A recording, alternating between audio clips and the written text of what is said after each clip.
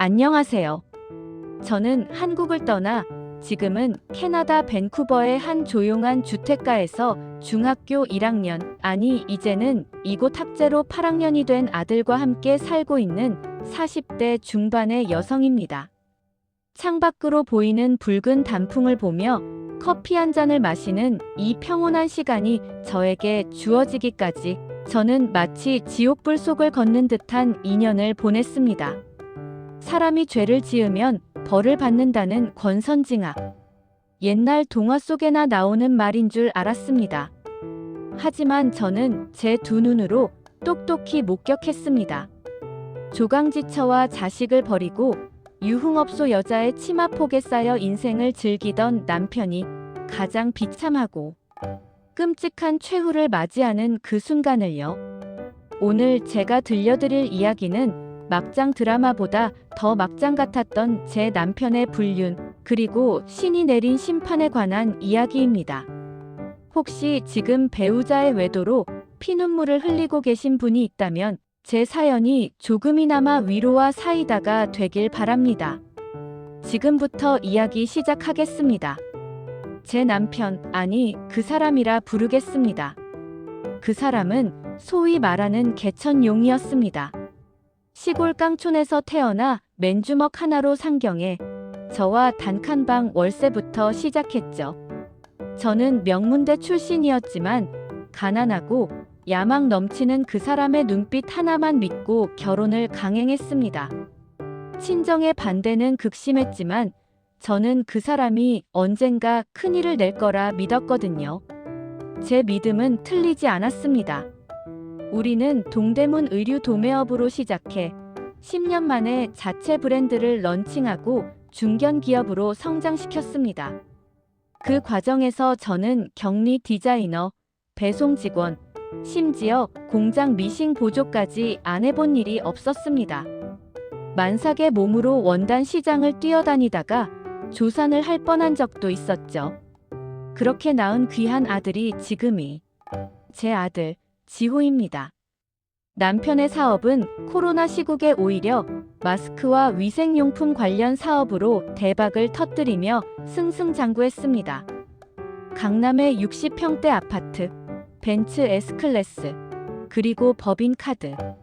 남들이 부러워하는 사모님 소리를 듣게 되었지만 정작 저는 행복하지 않았습니다. 돈이 들어오자 남편은 집에 들어오지 않았기 때문입니다. 나 오늘 접대 있어. 알잖아. 이 바닥 인맥 싸움인 거. 처음엔 믿었습니다.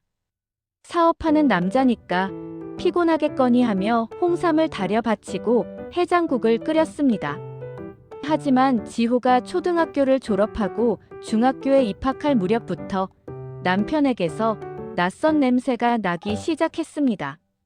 짙은 랑방 향수 냄새, 그리고 유흥업소 특유의 쾌쾌한 담배 쩐내. 남편은 변했습니다. 예전에 성실하고 가정적이던 모습은 온데간데 없고 눈빛은 거만해졌으며 말투는 난폭해졌습니다.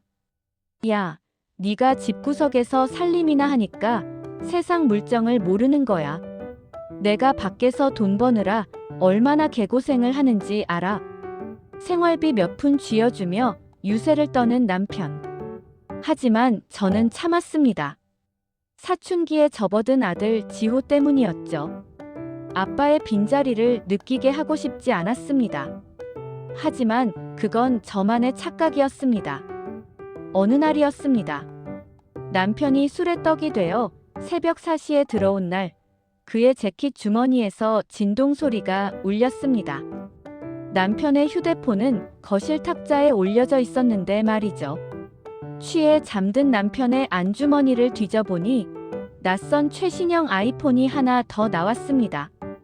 손이 떨렸습니다. 비밀번호는 1234. 너무나 뻔했습니다. 잠금을 풀자마자 카카오톡 알림이 쏟아졌습니다. 오빠, 오늘 팁 너무 고마워. 역시 오빠가 최고야. 집에 잘 들어갔어? 그 여편네 깨기 전에 얼른 자. 내일은 골프 라운딩 갔다가 우리 집으로 와. 내가 오빠 좋아하는 전복죽 끓여놓을게.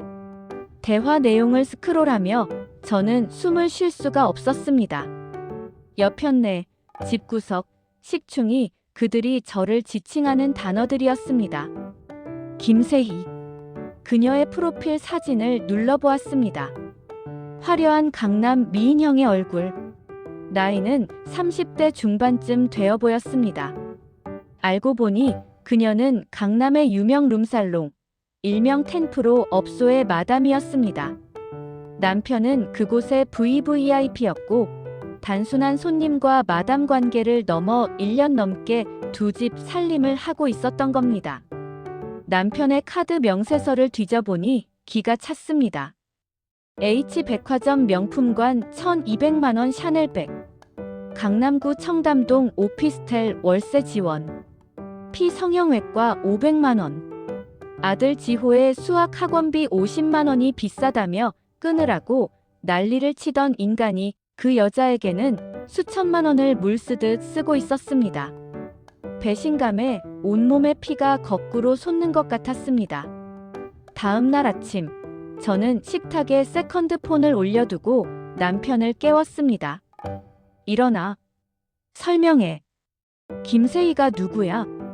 숙취에 찌든 눈을 뜬 남편은 휴대폰을 보자마자 당황하는 기색도 없이 오히려 짜증을 냈습니다. 너 남의 핸드폰을 왜 뒤져? 의심병 도졌냐? 적반하장도 유분수지. 당신 1년 동안 나랑 지호 속이고 그 여자랑 놀아나니까 재밌었니? 청담동 오피스텔. 당신 미쳤어? 그러자 남편은 식탁을 쾅 내리치며 소리쳤습니다. 그래. 만난다. 어쩔래? 넌 집에서 퍼질러 자면서 내가 벌어다주는 돈 쓰는 주제에 말이 많아. 세희는 나를 왕처럼 대접해줘. 너처럼 바가지 긁는 게 아니라 내 비즈니스를 이해하고 위로해준다고. 왕.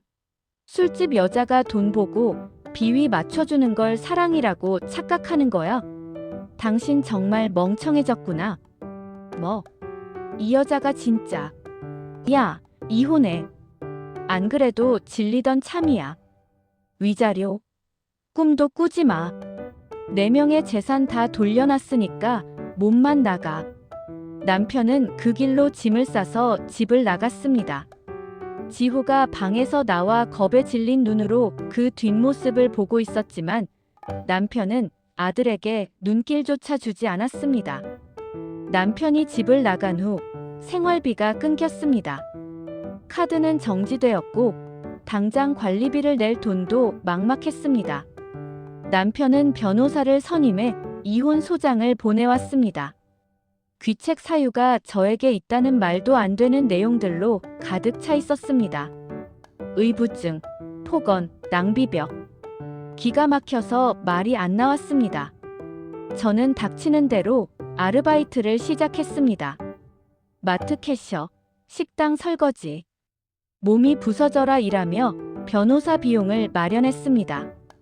그리고 증거를 수집하기 시작했습니다. 다행히 남편은 멍청했습니다. 세컨드 폰을 두고 갔다는 사실을 잊었는지 그 폰에 연동된 클라우드에는 그들의 불륜 행각이 담긴 사진과 동영상, 블랙박스 녹음 파일이 고스란히 남아 있었습니다. 블랙박스 음성은 충격적이었습니다. 아우, 집구석 들어가기 싫다. 마누라 얼굴 보면 밥맛 떨어져. 자기야, 그럼 이혼하고 나랑 살자니까. 내가 오빠 내조 훨씬 잘할 수 있어. 그 아줌마는 늙어서 오빠 격에 안 맞아. 그러게. 지호 그 새끼도 문제야. 공부도 못하는 게 누굴 닮아서 그렇게 맹한지. 유학이나 보내버리고 우리끼리 살까? 내 아들을 욕하는 부분에서 저는 무너졌습니다. 나를 욕하는 건 참아도 지호를 건드리는 건 용서할 수 없었습니다. 저는 이를 악물었습니다. 그래, 이혼해줄게. 하지만 그냥은 안 돼. 너희 둘 발가벗겨서 내쫓을 거야. 저는 상간녀 위자료 청구 소송과 이혼 소송을 동시에 진행하며 남편 회사의 탈세 정황까지 수집했습니다. 제가 초창기 격리를 봤었기에 장부 조작 패턴을 누구보다 잘 알고 있었으니까요. 그 사이 남편은 브레이크 없는 자동차처럼 폭주했습니다. SNS에는 그 여자와 골프 여행을 다니고 명품 쇼핑을 하는 사진들이 보란듯이 올라왔습니다. 지호는 학교에서 친구들이 아빠의 불륜 사실을 알게 될까봐 노심초사하며 말수가 급격히 줄어들었습니다. 아이의 퀭한 눈을 볼 때마다 제 가슴은 찢어졌습니다. 어느 날 밤 지호가 제 손을 잡으며 말했습니다. 엄마, 나 괜찮아. 아빠 필요 없어. 나중에 내가 돈 많이 벌어서 엄마 호강시켜 줄게. 그러니까 울지 마. 중1짜리 아들의 위로에 저는 밤새 소리 죽여 울었습니다. 그리고 결심했습니다. 반드시 이 싸움에서 이기겠노라고. 불륜 2년차. 남편에게 이상 징후가 보이기 시작했다는 건 건너 들려오는 소문으로 알게 되었습니다. 남편은 고혈압과 고지혈증이 심했습니다. 제가 챙길 때는 약도 먹이고 식단도 조절했지만 그 여자와 살면서 매일 술과 기름진 안주, 그리고 불법적인 약물 발기부전 치료제의 과다 복용 등에 찌들어 살았으니까요. 지인의 말에 따르면 남편은 얼굴이 흑빛이 되었고 감정 기복이 극도로 심해져 직원들에게 쌍욕을 하고 물건을 집어던지는 일이 다반사라고 했습니다. 사장님 요즘 이상해요. 회의하다가도 갑자기 멍하니 계시고 손을 달달 떠세요. 하지만 그 여자는 남편의 건강 따위엔 관심이 없었습니다. 오로지 남편에게서 무엇을 더 뜯어낼까에만 혈안이 되어 있었죠. 그녀는 남편을 꼬드겨 강남의 고가 아파트를 자기 명의로 돌려달라고 조르고 있었습니다. 그리고 운명의 그날이 다가왔습니다. 2023년 12월 24일 크리스마스 이브였습니다. 남편과 그 여자는 호텔 스위트룸을 빌려 파티를 벌이고 있었습니다. 나중에 경찰 조사를 통해 알게 된 사실이지만 그날 남편은 평소보다 과음을 했고 분위기를 띄우기 위해 비아그라를 정량보다 훨씬 많이 복용했다고 합니다. 격렬한 관계 도중 남편이 갑자기 머리를 감싸쥐며 쓰러졌습니다. 머리가 깨질 것 같아. 보통의 사람이라면, 아니 인간이라면 당장 119를 불렀어야 했습니다. 하지만 김세희, 그 여자는 달랐습니다. 그녀는 쓰러져서 거품을 무는 남편을 두고 가장 먼저 옷을 챙겨 입었습니다. 그리고 방 안에 있던 현금 뭉치와 남편의 명품 시계, 지갑을 챙겼습니다. 심지어 남편의 지문을 이용해 폰 잠금을 풀고 자기 계좌로 5천만 원을 이체했습니다. 그녀가 119에 신고한 시간은 남편이 쓰러지고 무려 40분이 지난 후였습니다. 골든타임은 이미 지나가고 있었습니다. 신고 내용도 가관이었습니다. 여기 호텔인데요. 아는 오빠가 술 먹고 자는데 안 일어나요. 좀 와보세요. 새벽 3시 병원에서 연락이 왔습니다. 법적으로 아직 아내인 저에게 연락이 온 것이죠. 환자분 뇌출혈로 위독합니다. 뇌동맥류가 터졌는데 출혈량이 너무 많습니다. 마음의 준비를 하셔야 할 것 같습니다. 저는 자고 있던 지호를 깨우지 않고 홀로 응급실로 달려갔습니다. 응급실 앞에는 화장이 다 번진 채 명품 가방을 끌어안고 있는 김세희가 앉아 있었습니다. 저를 보자마자 그녀는 도망치려 했습니다. 저는 그녀의 머리채를 휘어잡았습니다. 어딜 가? 네가 죽였지. 40분 동안 뭐 했어? 돈 빼돌리느라 신고 늦게 했지. 아, 이거 놔. 이 아줌마가 미쳤나. 오빠가 원래 몸이 안 좋았던 걸 나더러 어쩌라고. 그때 경찰이 도착했습니다. 저는 그녀가 119 신고 전 계좌 이체를 한 내역과 CCTV 속 행동들을 근거로 유기치사 및 절도 혐의로 수사를 요청했습니다. 남편은 수술실로 들어갔지만 의사는 고개를 저었습니다. 수술 후 중환자실에 누워있는 남편의 모습은 처참했습니다. 온몸에 호스가 연결되어 있고 그 거만하던 얼굴은 퉁퉁 부어 알아볼 수 없었습니다. 의식이 잠깐 돌아온 순간이 있었습니다. 기적이라고 했죠. 저는 방호복을 입고 남편의 귓가에 다가갔습니다. 남편의 눈동자가 초점 없이 흔들리다 저를 향했습니다. 입을 달싹거렸지만 말은 나오지 않았습니다. 눈에서 눈물만 주르륵 흘러내렸습니다. 여보, 나 보여. 당신 그렇게 좋아하던 세희는 도망갔어. 당신 지갑 털어서. 남편의 동공이 커졌습니다. 모니터의 심박수가 요동쳤습니다. 당신이 버린 조강지처만 여기 있네. 꼴이 이게 뭐야? 그렇게 떵떵거리더니 결국 기저귀 차고 똥칠하며 죽는 거야? 너무 잔인한가요? 아니요, 저는 그 순간 그에게 해줄 수 있는 최고의 복수는 현실을 직시하게 하는 것이라고 생각했습니다. 지호는 안 왔어. 당신 같은 아빠 보여주기 싫어서 내가 오지 말라고 했어. 당신은 지호한테 죽은 사람이나 다름없으니까. 남편의 눈에서 눈물이 베개를 적셨습니다. 미안하다라고 말하고 싶었을까요? 아니면 살려달라고 했을까요? 알 수 없습니다. 남편은 그날 밤 다시 혼수 상태에 빠졌고 이틀 뒤 심정지로 사망했습니다. 향년 48세.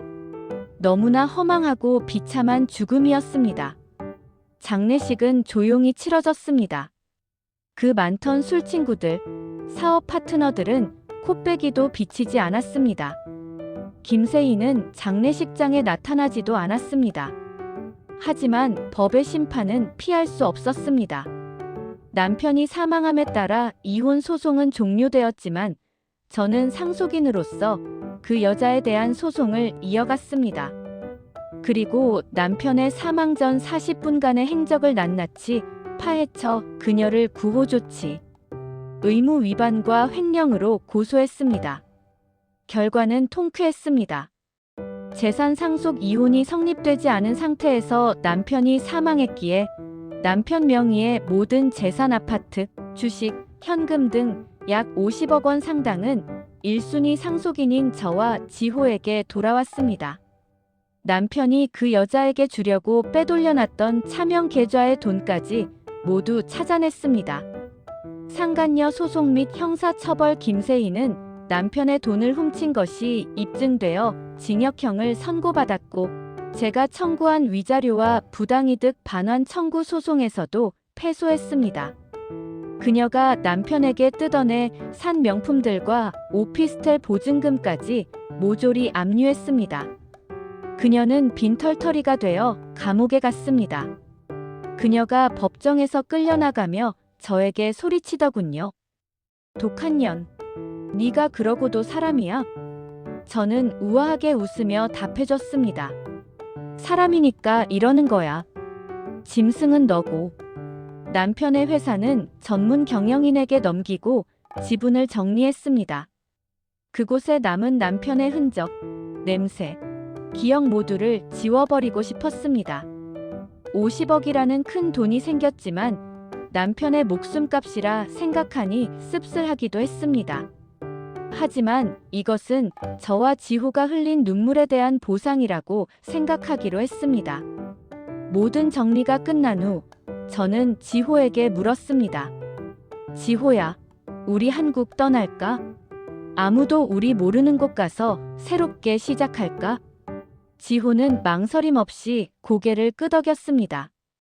그렇게 우리는 이곳 캐나다로 왔습니다. 인천공항 출국장을 나서던 날, 저는 뒤를 돌아보지 않았습니다. 미련도, 증오도 공항 쓰레기통에 다 버리고 왔으니까요. 지금 저는 이곳에서 작은 베이커리 카페를 운영하고 있습니다. 돈은 충분하지만 무료하게 살고 싶지 않아서 시작한 일인데 꽤 인기가 좋습니다. 지호는 이곳 학교 생활에 완벽하게 적응했습니다. 영어가 부쩍 늘어서 이제는 저보다 훨씬 유창하게 말하고 농구부 주전으로 뛰며 밝게 웃습니다. 예전에 그 그늘진 얼굴은 찾아볼 수 없습니다. 어제는 지호가 학교에서 그린 그림이라며 보여주더군요.